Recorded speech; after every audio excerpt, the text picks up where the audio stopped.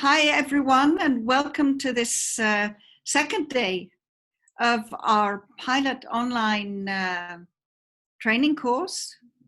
It's wonderful that so many people are with us, and we're looking forward to another very interesting and participatory afternoon. This is organized by GPPAC. I'm going to turn my video off now, which is a global civil society-led organization working in 15 regions across the world. It was founded in 2003 with a big launch of over 1,000 organizations in New York. And we work on conflict prevention and peace building across the world, with the aim in particular to promote prevention rather than reaction to armed conflict. Here you can see all the different regions. Each region is really active. So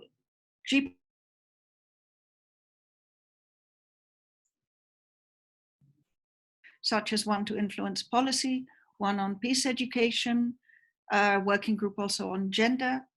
And this online training is led by the Improving Practice working group, who aim to improve the way conflict prevention and peace building are done in practice. And in particular, we work with toolkits that GPPAC has produced on human security, multi-stakeholder processes, and also on conflict analysis. This is our first online training. Today is the second day of it. And it's still a pilot. Here are our members of our group a couple of years ago in Vienna. The person under blue umbrella, a little bit taller than the others, is John Rudy, who is our trainer for today. And yesterday's training was done by Tatjana with the red hair and the red bag in front. And some of you maybe will recognize yourselves. I hope there are other people from the group here with us today too. Yesterday, we had 90 participants from 45 different countries. Tatjana introduced the participants to the ABC triangle, attitudes, behavior, and context, and encouraged everyone to think about the key needs. And we had excellent participation, excellent questions. And what came out in particular was the need for security, for good communication, the opportunity for peace builders to lobby and to develop. And also, I thought a major sense of solidarity and sharing, despite the fact that many people are in appalling additional difficulties of war, of being refugees, indigenous people, women, the increase in domestic violence. There are so many additional problems. And now, of course, the growing problem of work and economy. There's a lot to look at, even just if you're looking at key needs. But we will come back to this on tomorrow. Today, John will take us through a more human security focused workshop. John Rudy is a subject matter expert in peace building. With more than 35 years of work in 30 countries in Asia and Africa, John has focused his efforts at peace building and conflict transformation at community and middle level leadership. His recent training energies have gone towards human security and civil society. He's a veteran international facilitator, spending nearly 2 decades facilitating at the Mindanao Peacebuilding Institute. He travels regularly in East Africa, including the University of Hargeisa in Somaliland. We are very much looking forward to John's presentation today. Just in terms of questions, please put your questions in the chat like we did yesterday. That seemed to work well. But also John has said he will stop maybe 2 or 3 times during the presentation just to take polls. So for these, please also answer in the chat and then we'll summarize and move on so that the flow can keep moving and so that we will have time. We look forward to having, again, excellent contributions and participation. Yesterday was really amazing. Thank you all so much. Looking forward to more of the same today and even better. Thank you. Over to you, John. Thanks, Lucy. And it's very good to be here. Can you hear me? Suddenly my window has gone quiet. It's Lucy? okay, I can hear. Okay. Yeah, when I shared my screen, it went funny. And I'm trying to find also my,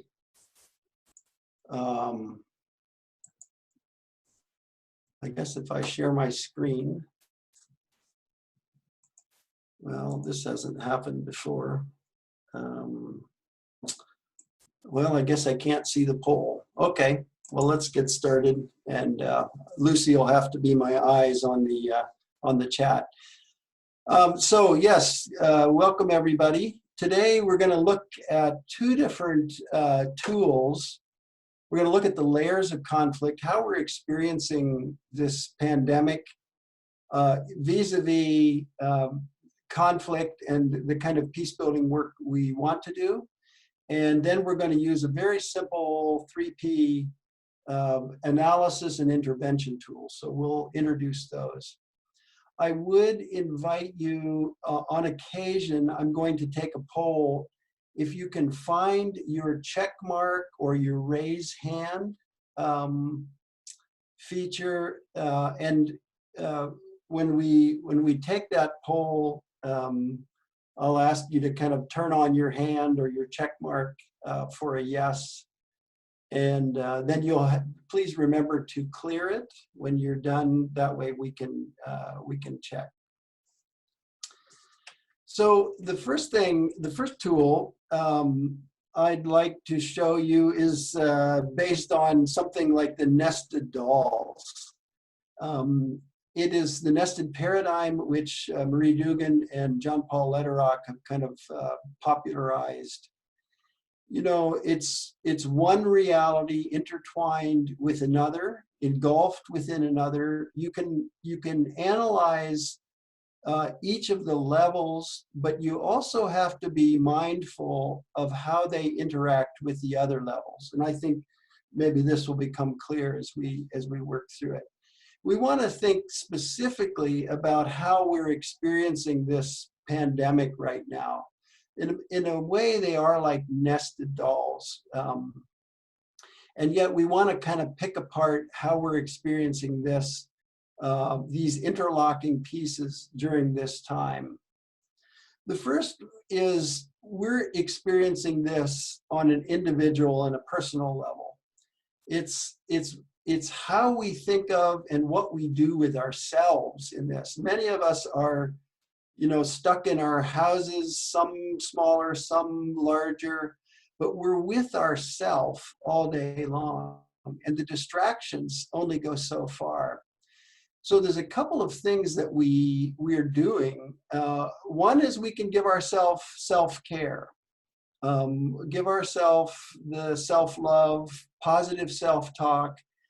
We care for our bodies by exercise. We stimulate our minds through some kind of learning, and I think all of you being here today is witness to that each of us wants to continue to learn and grow and excel in our fields. But if those things kind of turn negative, then we can do self-harm, you know, with addictions, drugs, alcohol. I don't know if you would include binge watching Netflix or YouTube in that. But depression, suicidal thoughts, negative self-talk, these too creep in during this time. And this is how some of us or some of our friends or family, loved one, even people we meet randomly online or elsewhere, hopefully within 6 feet apart. This is how we are experiencing this individually and what we do to ourselves. So I'd like to have a show of hands or in your checkbox.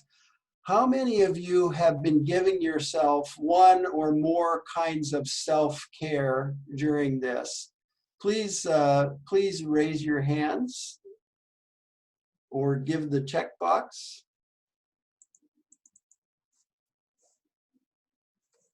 Okay, Lucy, are you seeing? I can't see anymore the chat window now that I'm sharing screen. No, I'm not seeing anything in the chat. I'm hoping Christina will help and find some Can raised you see hands. participants and they're sharing the check boxes or anything? What we could see is that a lot of raised hands. Oh, okay. I found my participant window here. So a lot of raised hands. Okay, good. Yeah, thank you. I'm seeing the raised hands and checkbox. I found mine now. Okay, you can clear those now. And if you have some kinds of self-care, just a brief word or two or less than a sentence about what you're doing that I haven't included, please write that in the chat box now. The second way in which we are experiencing this pandemic is the next layer out, and that is in our relationships. Now, we have relationships mostly with people, but we do have relationships with, for example, the next layer out structures. But we're going to focus on human relationships right now. And it's what we do with others. And you know, some of the positive things that we're experiencing, that we're seeing, wonderful examples of listening, of people thinking of others, of respect, compassionate actions, checking in with friends and family, and even strangers. We see wonderful examples of people just kind of reaching out to strangers, people who may have, if we go back to the individual level, are really in a dark place, in a place where they may harm themselves or are really feeling isolated. But we also have some of the negative examples. And I think Pam from Zimbabwe yesterday talked about some of the domestic violence that she has heard about. I saw another case, I think, in Lebanon in the news. And so with relationships during this time, there's a heightened pressure on people being kind of cooped up together, stuck together in small spaces, unable to carry on their normal activities. And so so we are aware of those. I would like you now to, in the chat window, again, just a word or two very briefly, have you seen personally examples of where people are taking care of each other? And you can put that in the raise hand or the yes checkbox.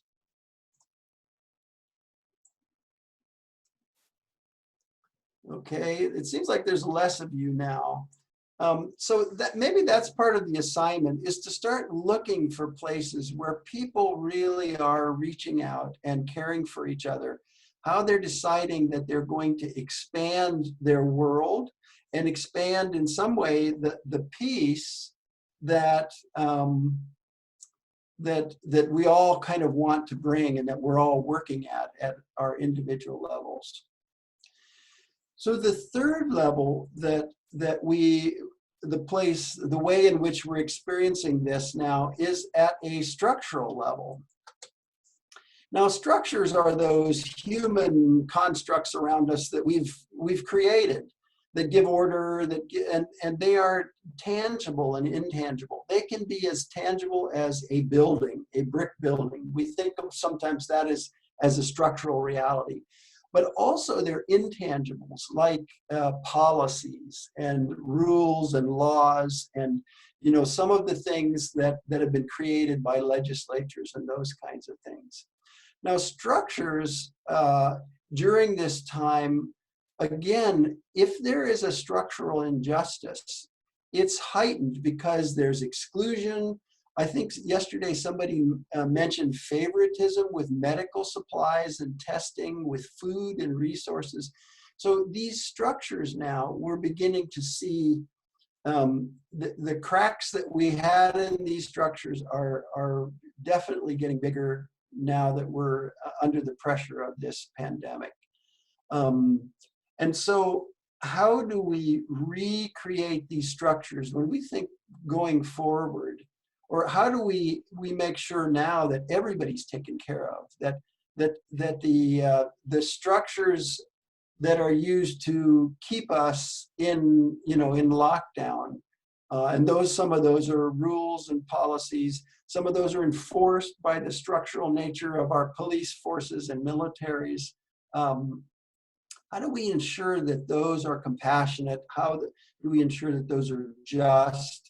That they're not excluding certain groups, that they're not propagating fake news. There's way too much of that. And we could group that in with the structural reality, because the media is one of those structures we have, which kinds of gives us some information, and that kind of thing is in scarce supply, it seems, accurate information. So I'm curious, in the chat window, if, again, just a word or two, have you noticed some structures now during this pandemic that you never noticed before? Structures that are kind of in your face, so to speak, that maybe you hadn't thought about before. If you have an example of that, please type it in the chat window. At the end of this section, I think Lucy's going to give us just a brief summary of this. And the last layer now in our nested paradigm, in our nested dolls, if you will, is all of this happens within our cultures. And a very brief and inadequate definition, the invisible, agreed upon norms that govern our behavior, our psyches, and are learned by growing up within specific groups of people and or specific places. They generate their own cultures. And of course, cultures are fluid. They're multiple. So we'd have a culture at school and at work, and also within our communities and nations. How have our cultural realities, how are we experiencing culture during this pandemic? Do we have a culture that's exclusive, or do we have one that's inclusive and that is readily reaching out to care for neighbors, thinking of others? Maybe some of you have seen the news here in the US. There are people who are just saying, we don't want our freedom to be curtailed, and so we're gonna break the quarantine. We're just gonna go out. Well, that's not thinking of others. That's saying me and my worldview it takes precedence. I'm not going to wear a mask, and so that's a culture of me and my justice as opposed to us and our greater common good. We have seen examples where, for example, gender-based violence that is inherent in a culture kind of gets under pressure now, even greater during this pandemic. So this, whoops, not so fast, John. This is the first model, and I want us to think about human security, human-centered security now, in terms of this. One of the GPPAC focuses is human security. We do have some wonderful resources, which I'll link in a later slide, on human security. And this human security puts people first as opposed to policies first. There's an interesting debate happening right now that says, well, we have to protect the economy. And it's often pitched as against the protection of the health of people. And human security would say, well, people come first in this formula. And the economy, economics, that is some kind of a structure that is not a person, and so we need to take care of people first. So I'm going to take a break here, Lucy. What have you been seeing in the comments about individual, relational, structural, cultural? Anything you'd like to highlight?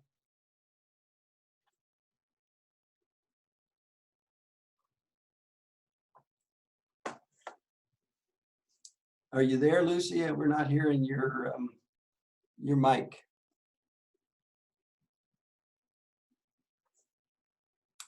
I hope she's still online. Lucy, your mic is muted. I think Lucy is. John, I'm here. I can follow the chat. No worries. Okay. Did you see something that popped out? Yes, yeah, like structural from Charlotte. It wasn't a secret that some of the most important jobs in society are some of the most poorly paid, but it is very visible now that cleaners, garbage collectors, supermarket staff are finally acknowledged everywhere as critical workers, but are not receiving any compensation either for their work being critical or them having to put themselves at risk in this situation by going out to work. Then from Daniel, number coding on food and medicine card. You're only allowed to get out 3 times a week. Senior citizens have to stay at home. Then culture from Pam, culture of queuing for scarce commodities, so observing social distance is not observed. Poverty make population can't make out social physical distancing. They choose to work not to die because of starving. Yeah, that's what I can see for now.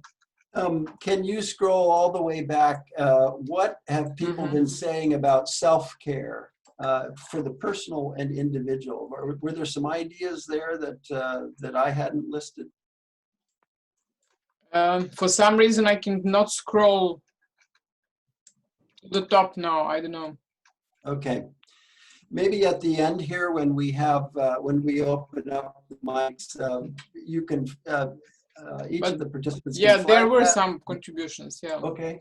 Do you want to list some of those now, or? Probably better later because I cannot see them now. Okay. All right, very good. So that's the first kind of framework analysis tool that I'd like to introduce today. The second one is a simple conflict analysis question. And it's a question that may at first brush seem really very simplistic, but it's the question, what are they fighting about?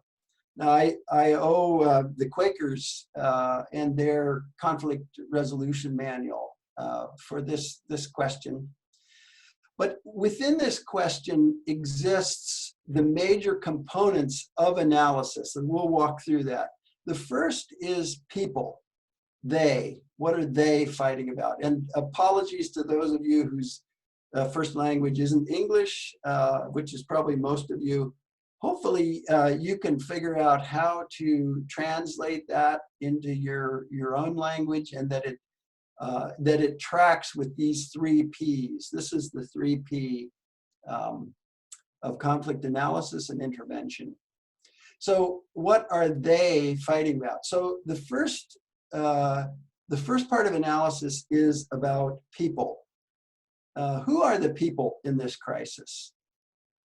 Some of them you may know, like they are right around you, they're close, they're your inner circle. But many of the people making decisions on your behalf, you don't know. You know them maybe in terms of the media, but you don't know them intimately. You have no access to them.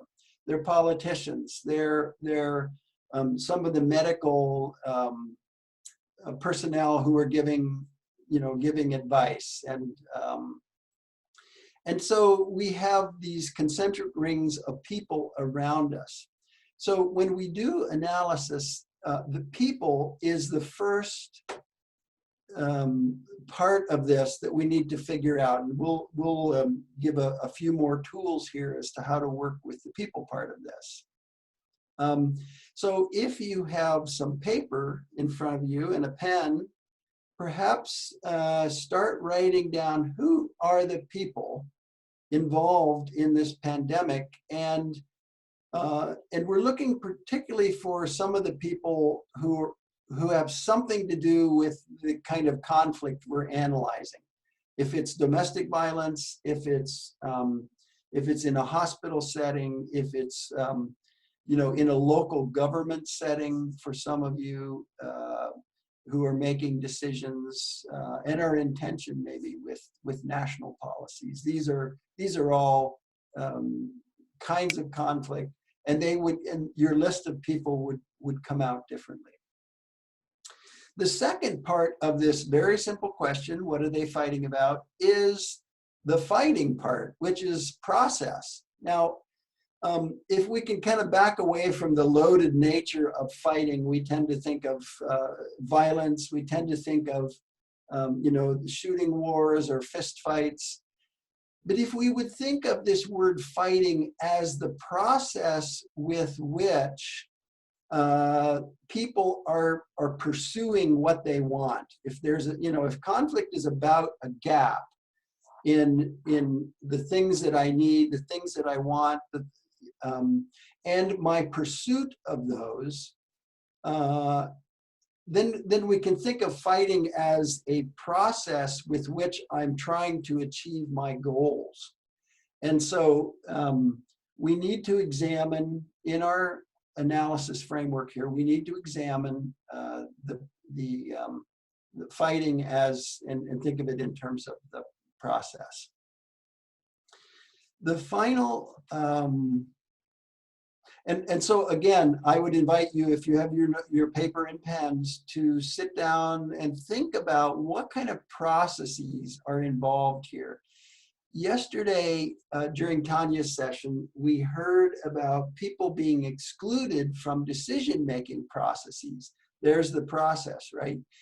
People without a voice will find a way to assert their voice in various, you know, from passive to extreme ways. And so again, think about the processes at work here with the kinds of conflict we're analyzing.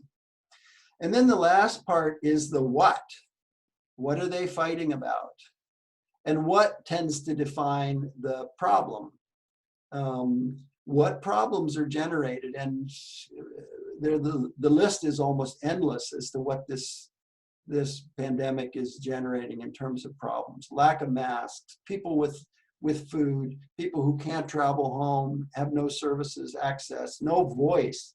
Again, there's that voice. And here's where this kinds of overlaps. The problem is I don't have a voice in decision making. Well, that's a process as well. So process and problem sometimes overlap quite a bit. And we need to decide if the process would address the problem or if there are other root causes of problems. And again, perhaps on your papers, you might want to write down some of the problems that are generated during this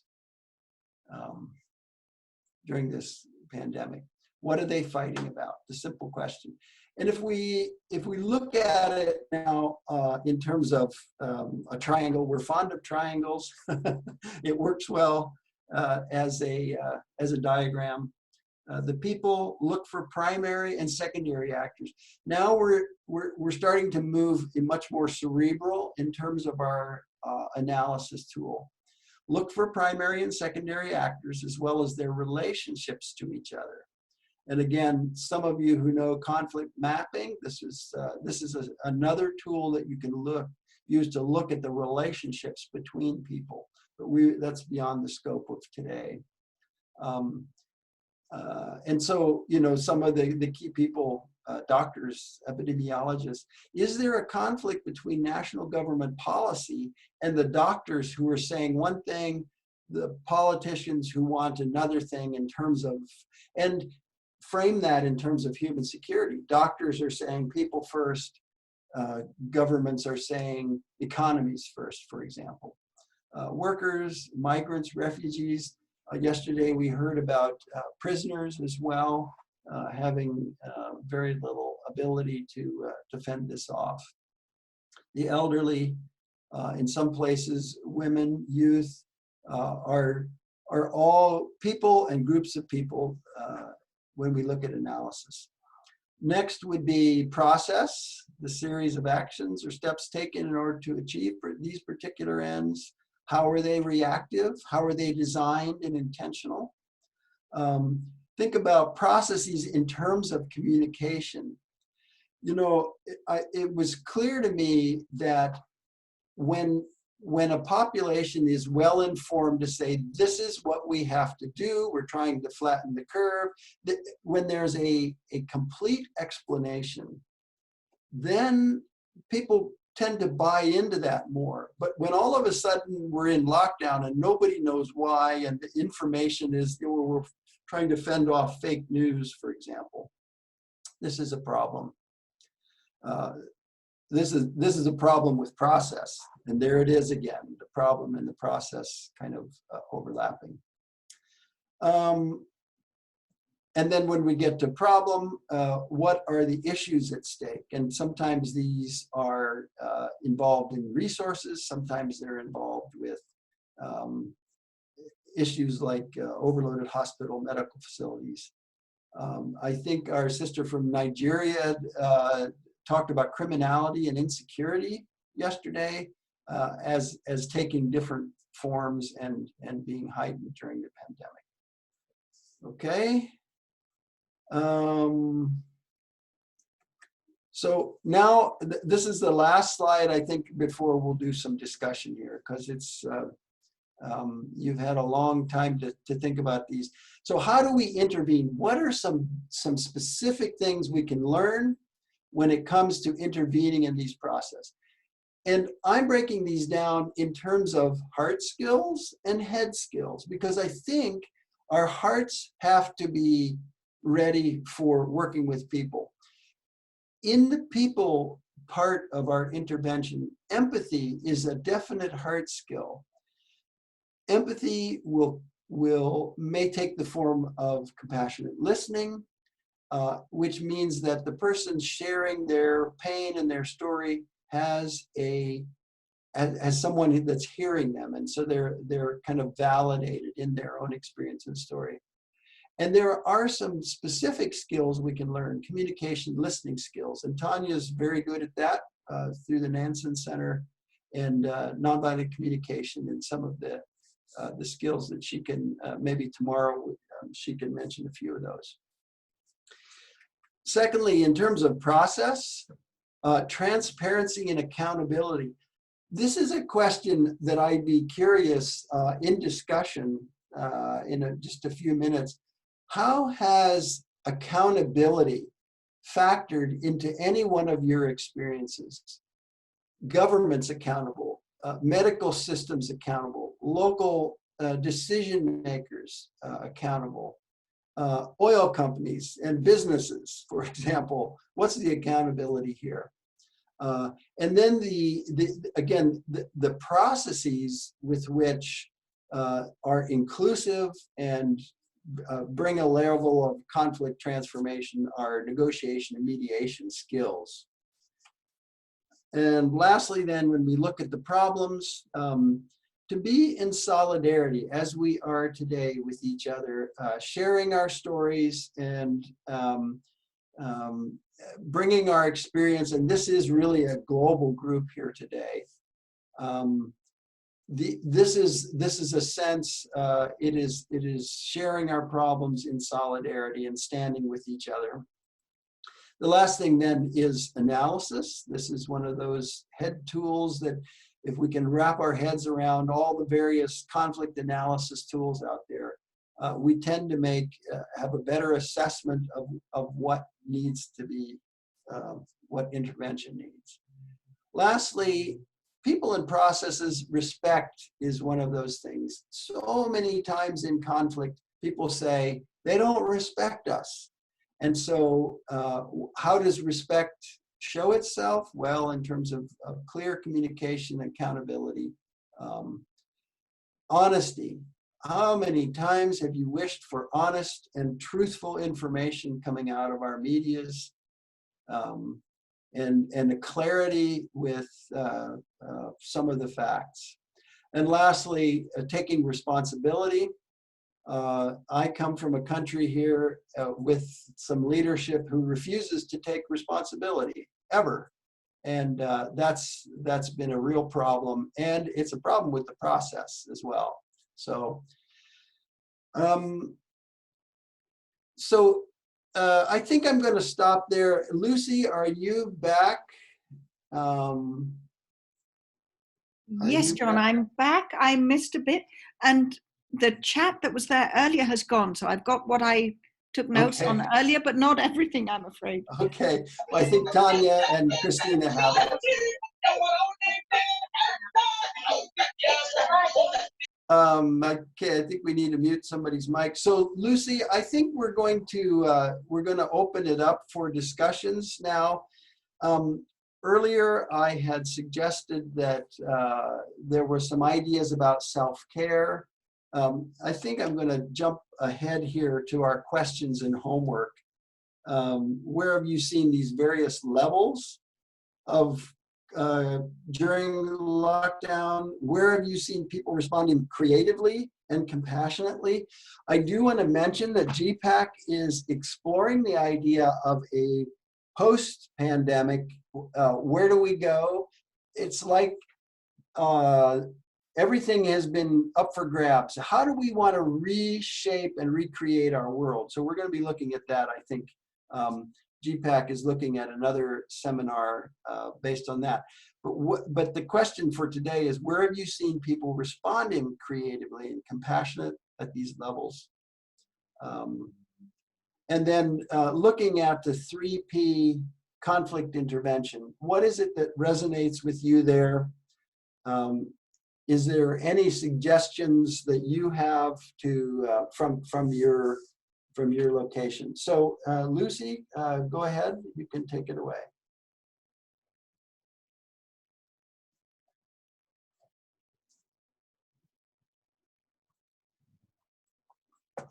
Are you there, Lucy? Yes, I'm trying to see if there are answers to this. There was a lot of response earlier to all the suggestions for self-care and for community care, and then quite interesting, with a lot of mutual support groups and people talking about music and cooking and exercise and so on. And in terms of structure, it was interesting. A couple of people mentioned police, a lot more police on the streets in Europe. Thought that was interesting in terms of security and lack of trust. And then corruption in distribution.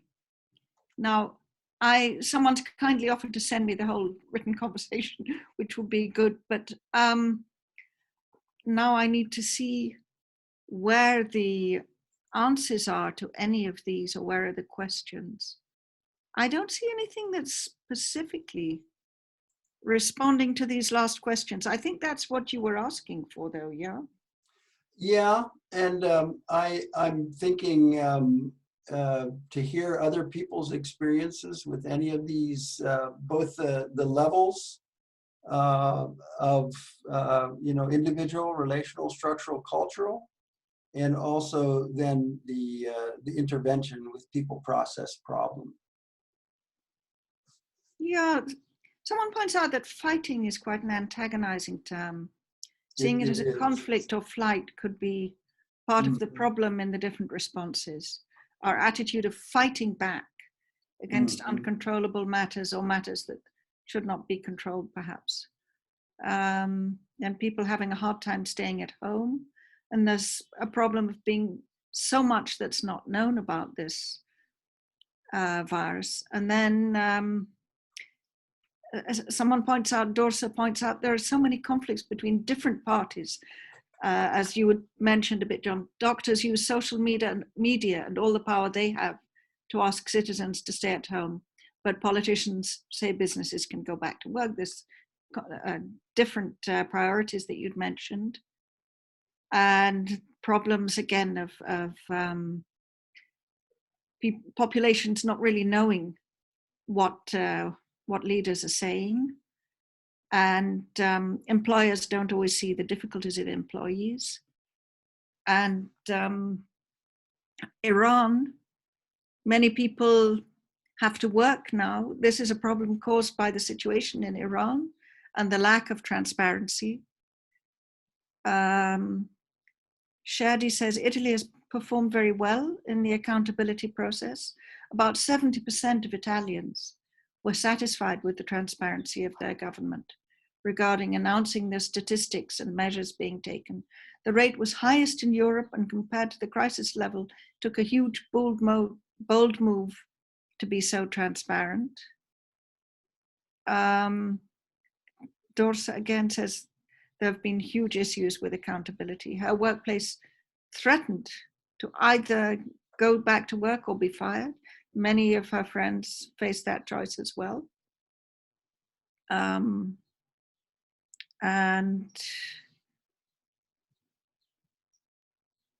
Dorsa is also from Iran. And yeah, again, employers not really understanding the labor difficulties in this crisis. They shut down factories without paying, without help. And massive number of laborers protesting, which makes crowds and then risks the transmission of the illness. And I think that comment points out one of the biggest structural realities that's under the microscope now, that's maybe being reshaped, is the economic structures, and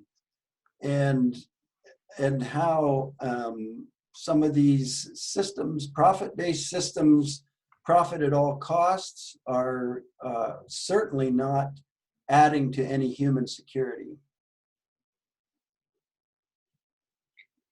Yeah, Neda adds to that. She said when the different categories within people have been defending their own priorities, you can see a lack of cohesive response within states and to some extent globally, as the pandemic is global. In Afghanistan, the Taliban are not allowing government employees, doctors, to work in their control areas in Afghanistan. Wow.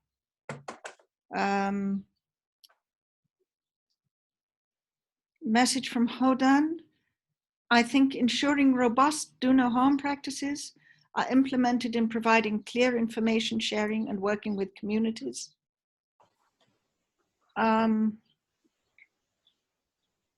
Charlotte Crockett points out that there's conflict even within the EU, several of the richest member states not wanting to support the member states hit hardest by the virus.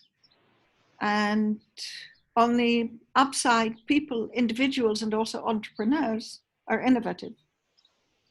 So you get both the difference and the conflict of priorities, but you get people coming up too and being creative in their responses.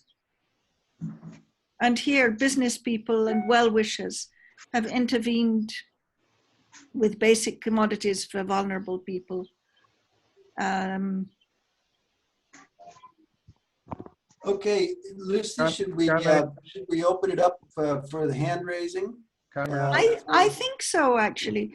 Here, but just one interesting comment from Sabina Atse says, I feel the atmosphere of solidarity could also turn into more division, polarization in terms of being divided about the follow-up, wanting to leave the lockdown as it is mostly protecting the most vulnerable. This is an interesting reflection on what solidarity could transform into. So the question is how to keep that from happening. If we think that might happen, what do we need to do to keep that from happening, to continue the solidarity without it causing further cracks, further divides? Yeah, Zal adds that mutual compassion is critically important, along with consent of major political players, social groups, to act based on the agreed rules of the game.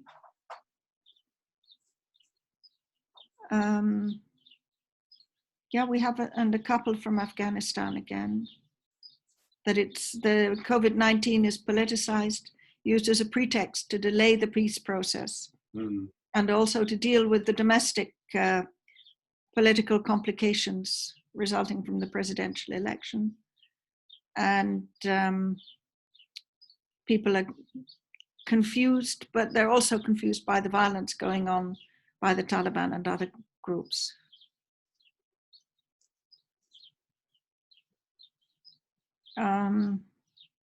Yeah, politicizing Dragana Saringasa of the politicizing of the pandemic is happening both on the national and the global level. Political leaders are using it as part of the election campaigns in some countries, suppressing media freedom and influential individuals who are questioning the effects of emergency measures.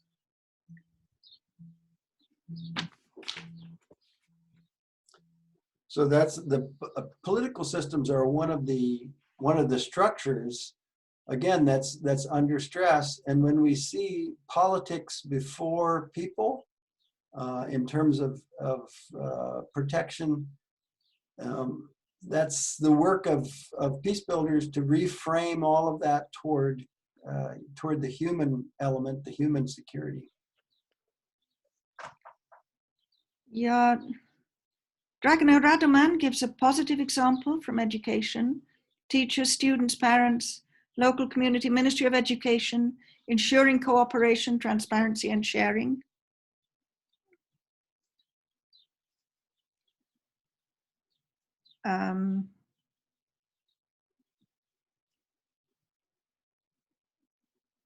Yeah, maybe if people look at the questions and perhaps come up with more specific answers to them, would that help, John? Yeah, I think if everyone clears their raised hands, and if you do want to talk, re-raise your hand, and Lucy will direct the traffic.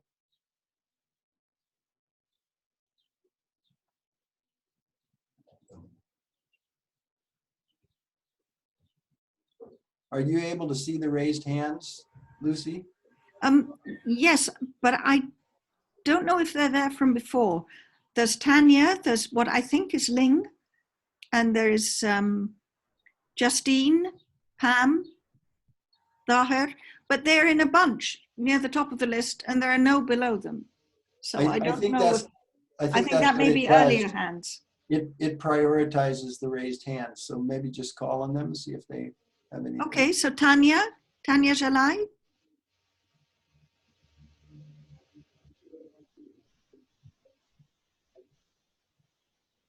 Hello, Tanya?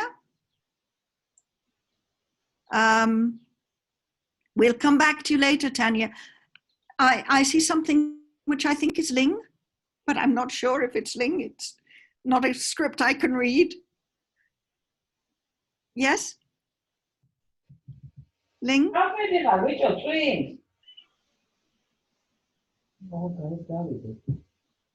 Hello?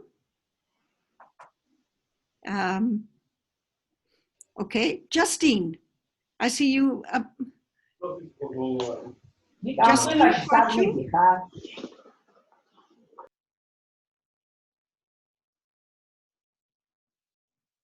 Justine, did you want to speak? Sorry, this isn't, I don't know why this isn't working. Yes, hello. It seems that many people are having problems with the internet. I had some breakdowns during the presentation also, so maybe we can again invite people who want to talk. Yes, please. Anyone who would like to talk, raise your hand. I'm Mr. Dahir. Yes, Mr. Dahir, I see your hand raised. I was just coming to you.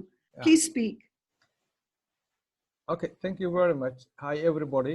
I'm very glad to participate yesterday and today and we will tomorrow. And in the case, what I'm looking is there is when many students are out of school now, therefore we have threat that these students can be increased dropped out of school and can be go Malaysia, or because if it is going long, as well as now 1 month, 2 months, 3 months, children will be adapted as they are not going to school again because they lose their time because they are 16 years old like that. So that's another phenomena that we have seen. Another way is, so, for example, Somalia now is the election is very close, and the oppositions and the government, they have critical situation like the epidemic, because maybe the election will be cancelled, and that causes therefore maybe in conflict. So what is that about these two issues? Thank you. Yeah, thank you, Dahir. It's interesting. In the framework of conflict transformation, all of this energy that the young people have can go somewhere. And can it go to the militia? Can it go to criminality and just causing trouble? The task of peace building, and particularly from the framework of human security, is to look at all the energy that's there and to ask, how do we shape that so that it's positive, it's appreciative, it's building society as opposed to tearing it apart. Now, it's the task of each person in each location, right? Because there's no formula that transfers from one area to the next. But it's thinking about all that energy differently and saying, it's a raw material. What do we build with it? And I think I like in this time of the pandemic to playing with Legos. I don't know if you know the plastic block Legos that children play with. It's almost as if all of the Legos are all spread apart on the table. And now we have to reassemble them. And will the thing that we recreate be beautiful, or will it be the same old, same old? Our politicians say we want to get back to normal. But look at the normal before this thing. Does anybody want that? I think it's the job of peace builders to be visionary and to say, okay, so what do we want? Because that's the question we've been asking. What does our perfect world look like when our job as peace builders is done and we can go home and do something else? We don't have to struggle anymore with the violence and the conflict. Now that's a big, grand vision, but I think that's our task as peace builders. Thank you, John. That's really inspiring.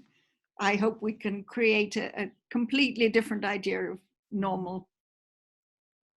I'm still trying to check if... Shadi? Yeah, there's Shadi who would like to speak.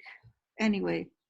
I really appreciate the chance to speak right now, right after the intervention that was made about youth participation. Over 1.2 billion people in the world are between the age 14 to 30, as far as I remember. And we have Resolution 2250 that backs up youth participation and meaningful engagement in different levels of peace processes, including decision-making level. And this is a long way that we've come as young people. I'm 26 myself, so I'm still in the youth group.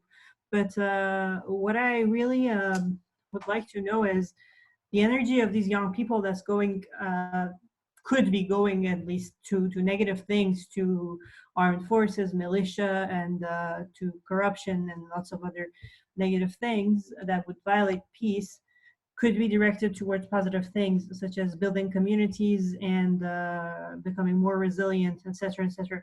But the question is, what can we do as peace builders, as young peace builders, in a situation where there is absolutely no support and you're supposed to go against the current? What we did yesterday, we spoke a little bit about it. We tried to do the trainings that we do in our youth organization online, and we tried to reach more people in this way, because going out and social distancing was a barrier to our work.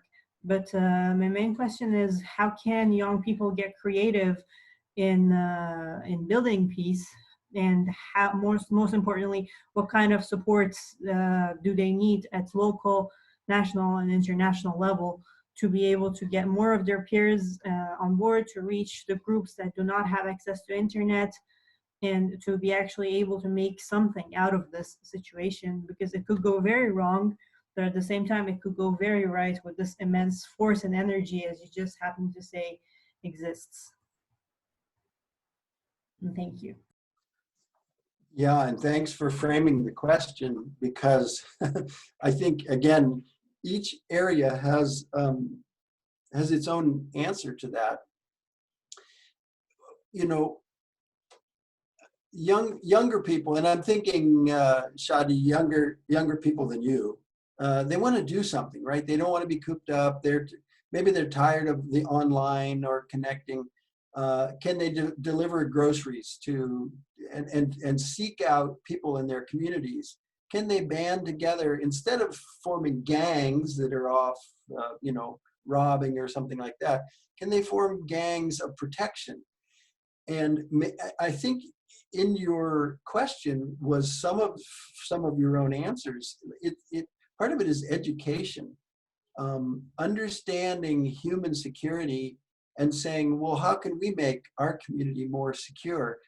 Some of those local things you don't need permission to do, because they're works of compassion, they're works of caring. And I'm maybe making an assumption here, but in many places, you don't have to ask to be compassionate and care, right? There are constraints maybe within that in terms of distancing, in terms of curfews or something, but I don't know. Maybe some others have some response to that too. Okay, thank you, John. Let's try Tanya Jalai. Are you there now yet? Tanya? Yes? Please go ahead.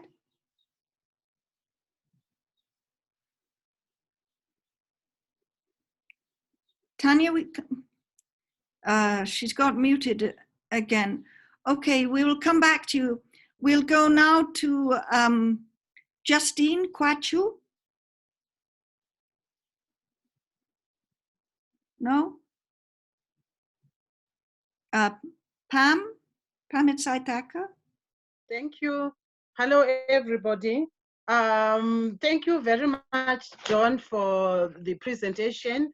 I just want to concur with the previous speaker about the youth. I was going to talk about that we also have a challenge. Last week, we had an online workshop with the youth, and they raised these issues that she was talking about. And from your nested paradigm diagram, John, I think what we are experiencing are more on the negatives in terms of all the nest diagrams. A lot of people, individuals, instead of taking care of themselves, they have resorted to all the negative impacts, especially the youth. And some of them, they are actually saying we are losing our identity already. We are in a lockdown situation, in a situation where most of the youth, they were saying, some of us, we were in the informal sector, we don't have anything to rely on right now. and we don't feel we belong, even within the families. Some of them are saying there is a lot of gender-based violence within the families because they are not providing, and there is a lot of hating that is going on. And I mentioned, I think in one of my contributions, that transparency is being tried in Zimbabwe. The churches are coming on board to work with the government and the local authority and the community leaders so that they ensure there is transparency in terms of distribution of basic commodities to the vulnerable communities. I think the interventions they are trying, empathy is being tried, and I think we are having communities that are becoming more responsible, because whatever is happening right now, responsibility, communities are taking care of each other in these harsh times. Of course, in some communities, it's a bit difficult, but where I have been getting information, a lot of responsibility is coming on board with the churches, communities, and local leadership and the government. Thank you. And Pam, that's an excellent example of a structure that you can harness to push out various levels. Let me just see if I can get my pen here. If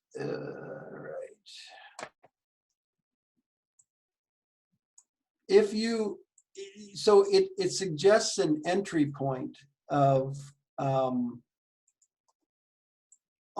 the nested paradigm. If you find a structure like the church that is willing to work at accountability, is to work at reforming culture, to work at reforming relationships in terms of speaking into like gender-based violence, then you have your entry point. And that's where your energy right now is most useful, because from the structure, then you can begin to reform culture and relationships. Likewise, if you find some significant relationships, that may be the entry point to reform structure, to reform the individual personal. Many people's entry point is to saying, no, it's the individual that is transformed. And then from that, we transform relationship structures and cultures. Last thing I want to say is, Pam, you're saying that the nested paradigm is revealing all the negative things you don't want. And the only benefit of that is that you know what you don't want. And if you flip that around, you say, well, so now we know what we want. We don't want hate. What we want is inclusion and love. And so by doing the exercise of mapping this out, you actually, if you arrive at all the negatives, then you know what you don't want. So that's the opportunity there, is to say, well, so if that's not what we want, what does it look like that we do want? And that may seem simplistic, but until you map that out, until you get that down on paper, and that's the beauty of some of these analysis tools, it gives you the starting place to say, okay, now we know what we want. We know what we don't want, and we know what is the thing that we want. Thank you, John. Again, so clear and very, very helpful. I see Tanya Jalai. I think you have your microphone on now. Are you still hoping to talk? Tanya? We can't hear you, although your mic looks unmuted. Can you speak?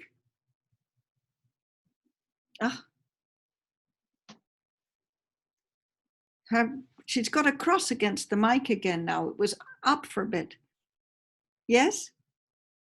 Otherwise, Tanya, you can write in the chat and I can read it out if we can't hear you. Please try.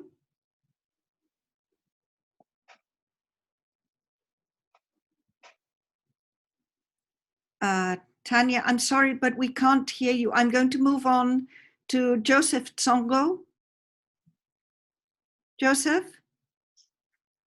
Hello, I'm happy to join you. I'm Joseph from the DRC. I'm in Eastern DRC, but I'm not very good in English. I can just speak a little about the COVID-19 and the local communities here in Eastern DRC.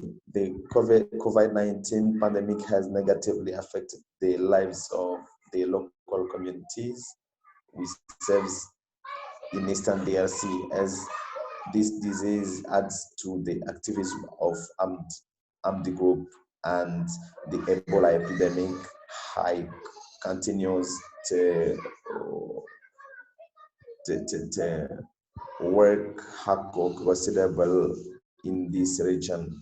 The people who are already impoverished by the horrors of war and who live the trauma on a daily basis do not still feel very threatened today. That the most urgent needs that we need to respond to immediately is to educate local communities on preventing measures by providing them with all the necessary information on this pandemic in order to help them understand that it is very dangerous. In fact, we have made a statement that people here do not understand that coronavirus exists, because on the one hand, they do not trust the authorities of the country, and others because they has endured worse moments. They seem not to take the threat seriously. In short, we should increase awareness, and that by all possible ways, including radio, print posters, and the exit, to get the message on the street and the public highway, this with megaphones. I said that I'm Joseph from Eastern DRC, and I'm the founder and CEO of Amani Institute, is a youth social cultural movement based in Eastern DRC. Thank you, Joseph. You raise a really interesting and important point. Many times in the kind of intractable conflicts that you have there in Eastern DRC, it seems like there's no room for peace. There's nothing moving. It's one side fighting the other side. The talks aren't going anywhere. And then when you have this kind of pandemic, it upsets everything, and it gives an opportunity, a short window. Just like you said, you now are doing information campaigns. What would happen if you would add messages of peace built into the medical messages, and thereby introducing, while everybody is thinking, you know, and focused on a new reality, they incorporate the ideas of peace and peace building into their new thinking. Now, you know, one of your dynamics is that you have to get the information out there, and that people aren't understanding it. But there's a window of opportunity there to seize on that and expand and begin to talk more about peace building and peace processes and the peace that you want in the middle of this. And I hope that doesn't sound too simple, Joseph, but there is a window of opportunity here, and it may come through media and you know, information campaigns or something like that. Thank you very much. We have a message from Tanya Jalai, who didn't manage to speak.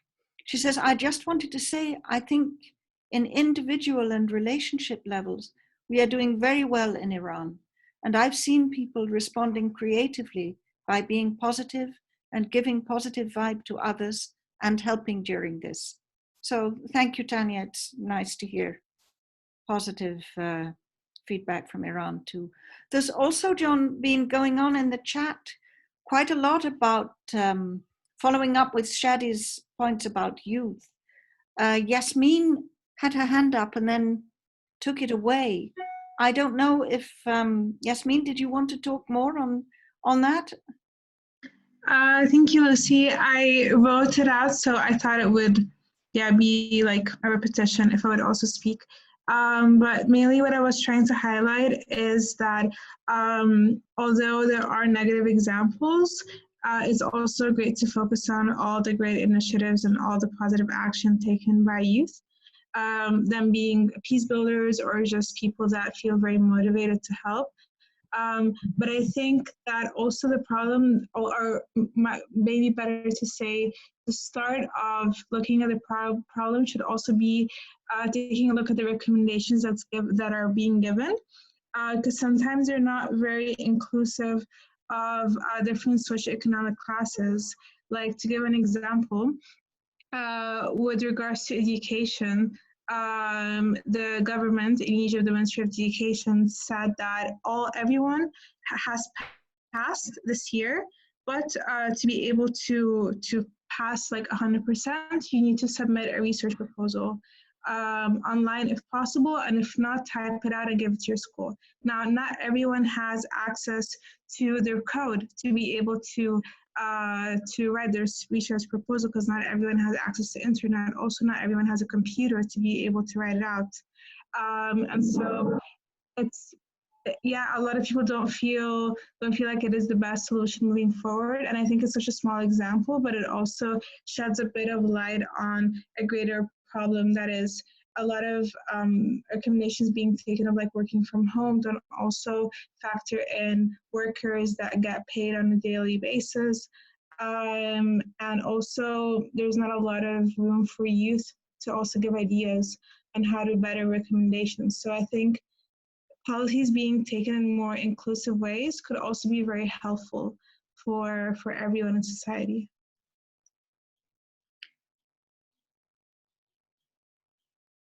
Yeah, thank you. Yeah, there's a couple of examples from Pam in Zimbabwe, sensitizing youth during an online 3-day workshop. And Beatrice Atieno worked extensively with youth based on the informal settlements, and most of them want to be involved and are working closely with local government offices. Xander at Plus Peace, love all of the emphasis on youth-led peace building. His colleagues just published a piece on empowering youth peace builders that he's sharing. Pam, again, youth have the capability to raise awareness if they're capacitated to do so. Youth are innovative.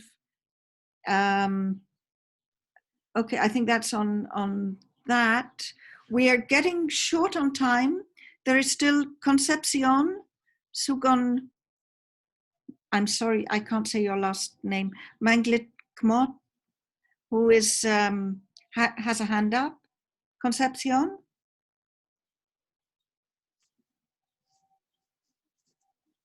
Hello? Yes, I'm here. Okay. One of the issues that I would like to share to the group is that here in the Philippines, we are under quarantine, and it was extended for another 3 weeks.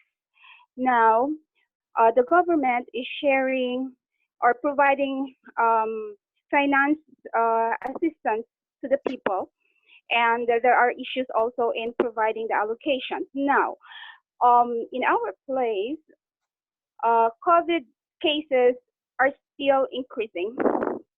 So there is another tendency of extending again the quarantine.